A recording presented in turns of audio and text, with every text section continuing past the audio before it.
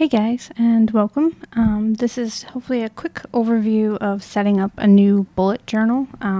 If you're new here, I do plan with me videos, art videos, and I just wanted to kind of do a basic overview of setting up a bullet journal, the things that go into it, and just keep it really simple and go over a few tips. And I think this is going to be first in a series, so hopefully I'll get some basic tips videos up, and if it is, it'll be linked in the top corner of this, and then maybe some advanced tips and some other things like that, so look for those.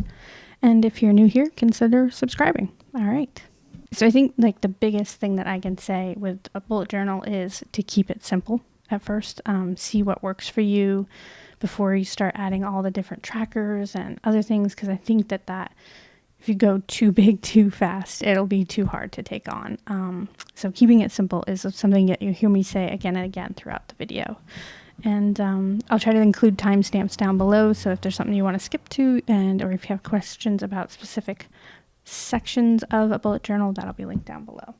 To me, what I like about the bullet journal is it is so adaptable, and so keeping it simple is important at first, but then from there, once you get the hang of it, you can literally change it to do whatever you want it to do. And keeping a journal for to-do lists is something I've been doing for a while.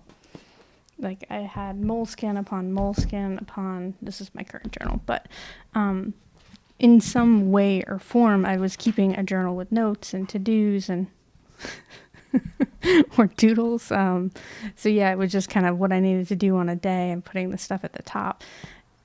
So in some form I was doing that, but once I kind of got a hold of the bullet journal thing, it kind of changed a few things. Even though it's super simple, something about it just clicked, and it became much easier to just kind of stay on top of things. So hopefully this will work for you. And again, just give it a month. Try it at the base system, try it for a month, and then from there, tweak it how it works for you. Okay, so let's jump into it. So first, let's cover what you'll need. Obviously a journal, like I said before, any journal will work. This one is a Lemome. This one seems pretty good. And it doesn't need to be a hardcover. It can be a spiral bound notebook if that works for you. It can be smaller. I usually like this kind of book size, but it can be any size, just as long as you're going to be able to bring it around with you. So what you'll need is a notebook, whatever one you want, doesn't matter at all, a pen. And then there's a third thing that you need, most importantly, is a time slot every day that you kind of check in with your journal. That is like one supply that I think people forget about. And if you don't check in, if you don't see what's going on, then it's not going to work. So you might as well not have a book to write down in at all. So that is the three things that I think are needed. Notebook, any kind, any style, pen, pencil, marker, some sort of writing utensil, and the small amount of time, like 10 minutes a day, that you check in with your journal for the next month. That's what you need. So the bullet journal system was created by a guy named Ryder Carroll. He has bulletjournal.com, which I highly recommend for resources, articles. He has a book coming out soon. I think you can pre-order that on Amazon. It should be out in October of 2018. And they have an app for your phone, which I'll talk about a little bit later. I recommend just because it taps you into other articles and everything. So as a resource, definitely check him out as well. If you're like me, when I'm taking on something new, I like to watch like 100 different videos. So hopefully this is one of them, and it'll help explain things for you. Something about the bullet journal just really clicked for me, and I think it's his idea of taking an analog system, because for me, I found that analog systems work best, even though I have my phone all the time. Just something about writing down what I'm thinking helps me. But more than that, it's just to track your past as well, to keep track of things that you've thought of, things that you've achieved, looking at what you've done. Order the present. Find calm by ordering your thoughts and tasks in the present moment. So anytime something comes into your head, acknowledge it, think about it for a second, and write it down, and then let it go. And then design your future, setting goals and visualizing your future. So those are the three things that he puts on his website about the bullet journal, and I think that's what clicked for me. It's just more than my to-do list, is really kind of using it as a place to organize my life and things like that. So yeah, something clicked. So hopefully it will for you too. So the setup of this I've kept super simple. There's no washi tapes, there's no different colored markers, there's no coding systems, because I really truly believe that when you first set up your first bullet journal, even if you scrap it in 2 or 3 months, start with the bare bones. So going into it, I usually start my first 2 to 4 pages. I'm leaving these next pages blank as well for the index. This is to keep track of everything that's going to happen in the rest of the journal. Because it's the idea of write something down as soon as it comes to you. Sometimes one page will be a task list. The next page will be your Monday morning meeting notes. And then the next page will be, a tracker for the month. So by keeping that index here, you can then go through and find those things in the future. Like I'm trying to look for my house remodel, that's page 15, and then I can go there. One thing I'll say when buying a notebook, you might want to buy a notebook that comes with numbers on the bottom already. This one does not, and I just kind of wrote them in the corners as I went along, and it also was kind of nice that way because it reminded me that I need to go back and fill out my index, which on my current bullet journal I just did recently for like 2 months that I hadn't done it. So maybe not having numbers is a good thing. So anyways, I did these 2 pages as index. I left these blank just in case I need them. And then from there, after index, I'd say I'd highly recommend doing a year at a glance kind of area. What this is for is if something comes up in your head and you got to do it in January, you have a place to put it.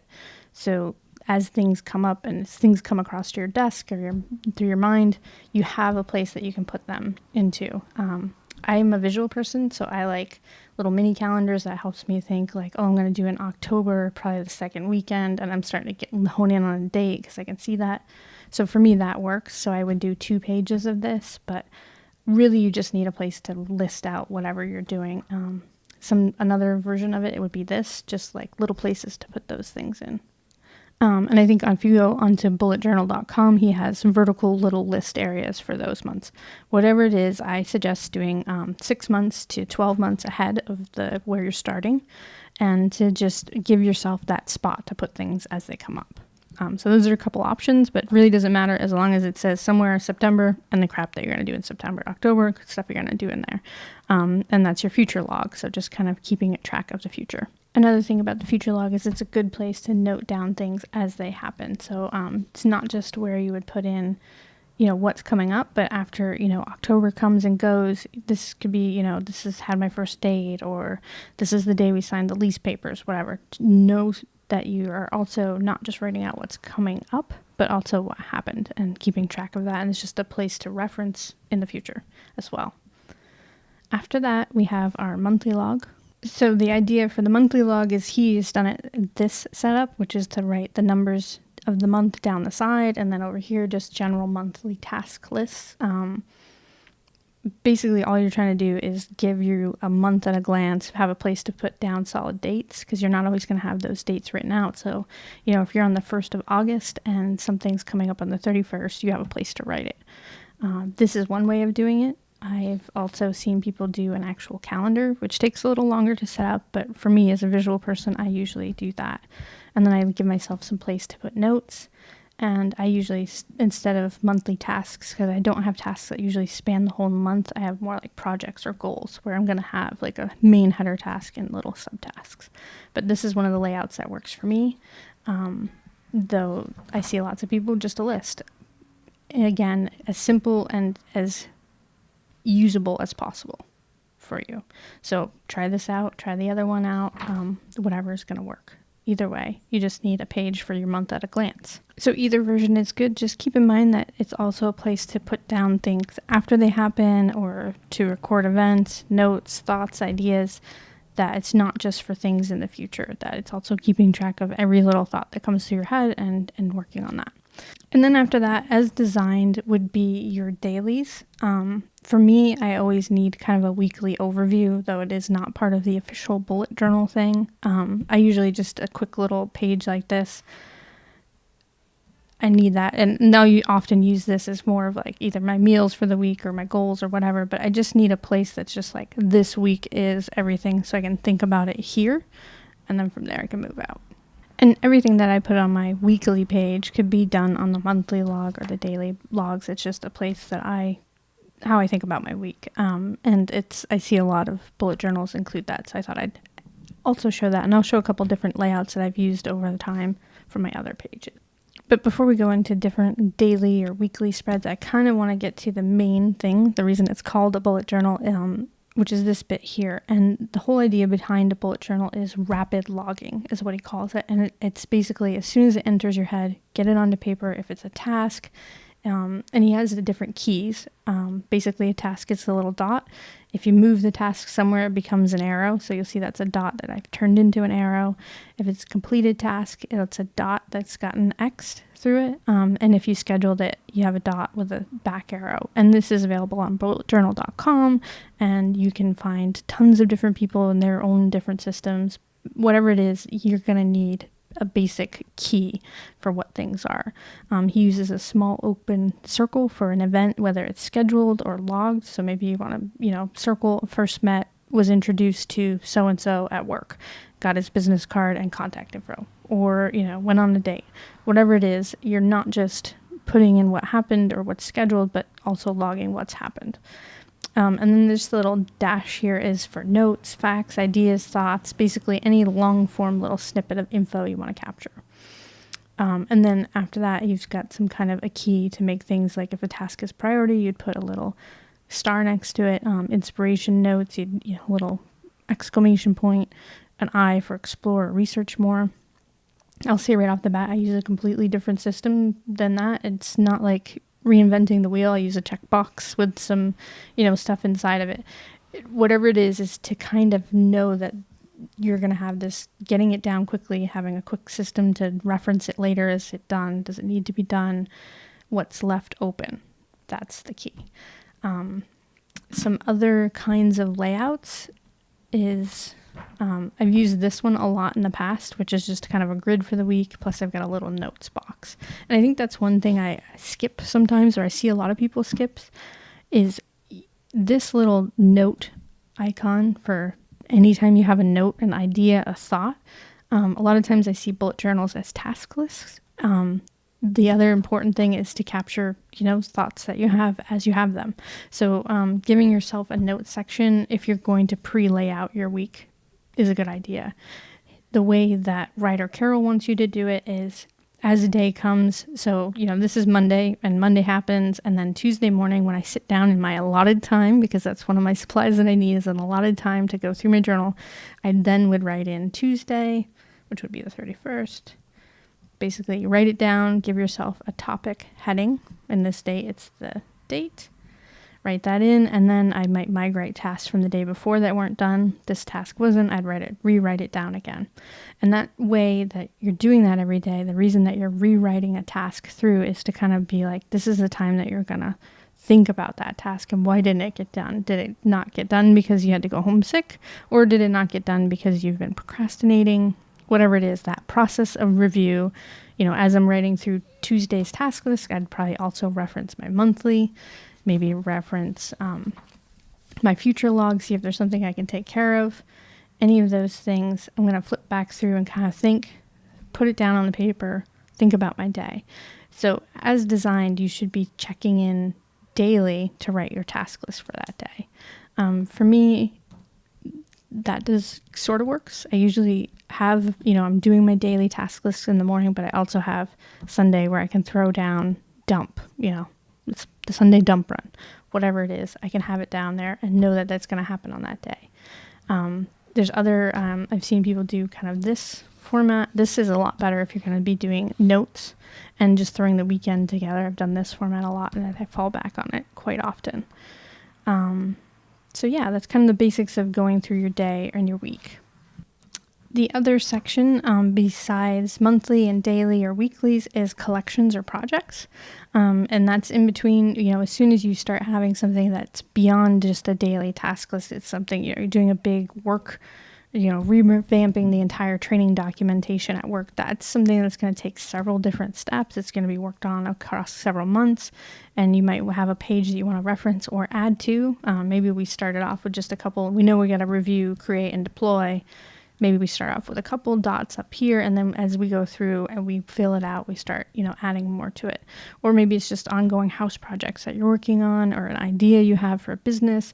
Anytime you've got something that's a little bit more than what's going to fit within a daily area, because you don't want your days to start getting like pages long with notes and thoughts. You want to kind of start sectioning those off. Then you're going to want a project or collection page. And this is something where as soon as I start this page, I'm going to, put that down in my index so that I know that this is where I started with my work revamp training documentation or whatever. I've made this up just for this example. But maybe as this project goes on, it continues over multiple months, and then the next time I need a page for it, it's actually, way up here in 50. So then I can come in here and say in my index that my training doc revamp is on page 16 and on page 60. So I can start to thread larger projects throughout the journal and not worry so much about knowing where they are or allotting myself. Maybe this project becomes really giant and takes up several pages and years or whatever. So having a place to put bigger projects is a good idea. Or just a list of things you want to do. Maybe it's a wish list of places you want to travel. Anything that enters your head and it seems bigger goals, give yourself a whole page. So yeah. And those are all the basic modules of a bullet journal. Basically, just in quick review, you're going to have your index that you can reference for everything. Then you're going to have your future log or year ahead, where it's just about, 6 to 12 months of place for you to put things in for the future. And then you're going to want your month at a glance as they come along, whether that's a list or actually drawing a mini calendar, just so you can kind of plan that entire month. And then it's whether you do a weekly page or a daily page is up to you. And then doing collections of bigger projects. So I really want to talk about review for just a quick minute one more time, because I feel like that's the essential part of this whole thing. I'm actually going to pull out my current journal because I can show you how I might go about a review. For me, I tend to collect junk in the back pocket. I've actually just got like stickers that I haven't used. I don't know why. And then a couple little cheats. Actually, I should review that at some point. So I collect all this junk in the back, and then when I'm going to go through my review, and this junk in the back might be a daily review thing, or it might be more of a weekly review, but basically in those 10 minutes in the morning, you're going to kind of look around your desk or your work area or your phone and kind of collect everything that's going on. Whether you got emails or whatever, it's just kind of taking all that information and putting it somewhere that's not just a pile of junk that you got to think about. So I kind of use that back of my journal, and I go through that once a week. I also have made this little, it's actually a 2-parter task list of what to do when I'm collecting. So I go through, checking the email at work, my phone log, the message book, the schedule list, the undone tasks, my stickies. I'm a huge sticky note person. Every time I have some sort of thought, I put it on a sticky note. And then my projects overall. And I take all those, collect them, and then I organize them together and kind of like, okay, let's go. And then put them where they belong after that. Putting them either on my daily log, future log, throwing them in the trash. Sometimes it's just something that I breathe, you can let this thought go. Like, you really don't need whatever this is. Let that go. And then also going back through and seeing which tasks are undone in my journal. And that might be from the week before, the month before. You're not going to do that every single day is go through your entire journal, but you might want to look back through the week and then have a once a week review. And I'm going to do an extended review video so I can kind of go over that. But when you're looking back at undone tasks, kind of thinking about why didn't it get done? How could we make it get done? Either break it down into smaller steps, delete it because it's something that you think you want to do, but you really don't.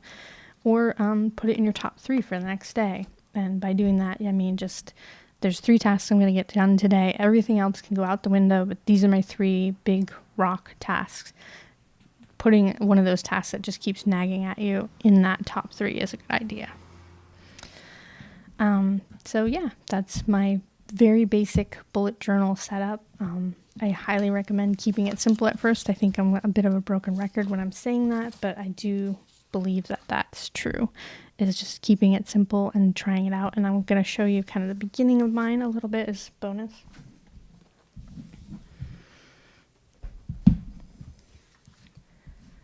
And so at first I was doing kind of daily, you know, this is my daily thing, and having a spot for my sticky notes, because before my productivity at work was hinged around sticky notes. So just, you know, a task list and some things I wanted to record for that day. I was trying to record things that I liked about that day. So just doing that for quite a while, I did that. And I also did a time log on the side to kind of recognize stuff that was going on that I wasn't very good. This is when I started doing the weekly page and trying to plan out the week a little better, but still using these daily pages.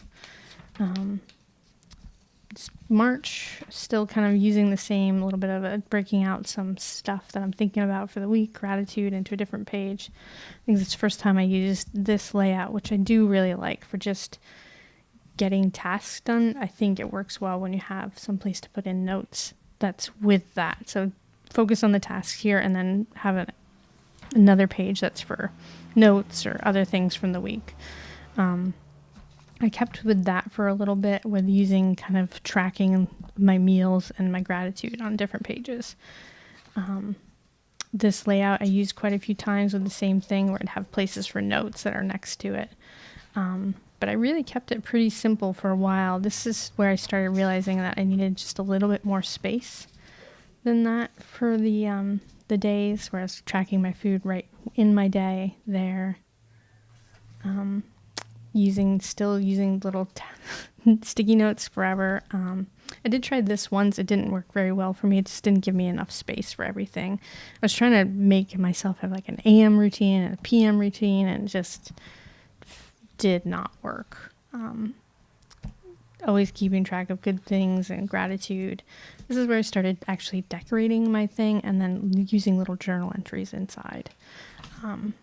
But yeah, I kept it pretty simple for quite a while, and a few months before I got going into anything where I was like, okay, I'm going to start doing crazy tracking or whatever. So keeping it simple is my biggest tip I can give to you, and stay tuned. There'll be some more videos coming soon. So thanks.